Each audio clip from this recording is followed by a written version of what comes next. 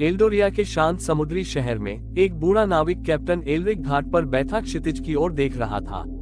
उसने हर समुद्र की यात्रा की थी, लेकिन हमेशा उसे लगता था कि एक आखिरी साहसिक यात्रा उसकी प्रतीक्षा कर रही है। एक दिन एल्रिक को एक पुराने धूल भरे दुकान के पीछे एक पुराने चेस्ट में एक प्राचीन नक्शा मिला। नक्शे ने अज्ञात खजाने और उस साहसिक यात्रा का वादा किया जिसकी उसे लालसा थी। सुबह होते ही जहाज ने यात्रा शुरू की।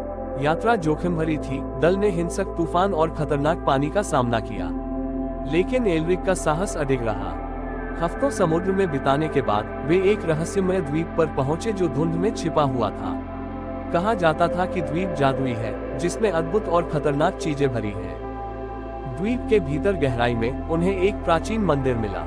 इसकी दीवारें गूढ़ नक्काशी से ढकी हुई थी और उसमें एक अजीब ऊर्जा का संचार हो रहा था। जैसे ही वे आगे बढ़े, उन्होंने खजाने की रक्षा करने वाले पौराणिक प्राणियों का सामना किया। साहस और चतुराई के साथ एल्रिक और उनके दल ने इन चुनौतियों का सामना किया। अंततः वे मंदिर के हृदय में पहुंचे जहां खजाना रखा था।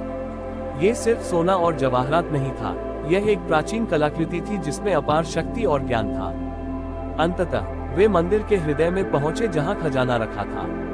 ये सिर्फ सोना और जवाहरात नहीं था, यह एक प्राचीन कलाकृति थी जिसमें अपार शक्ति और ज्ञान था। कलाकृति को सुरक्षित रखकर एल्रिक और उनका दल घर लौट आया। वापसी की यात्रा अधिक सुगम थी, जैसे कि समुद्र ने उनकी बहादुरी का इनाम दिया हो। एल्डोरिया में वापस एल्रिक ने कलाकृति के ज्ञान को साझा किया, जिससे शहर में समृद्धि आई। उसकी अंतिम यात्रा एक किंवदंती बन गई, जो आने वाली पीढ़ियों के नाविकों को प्रेरित करती रही।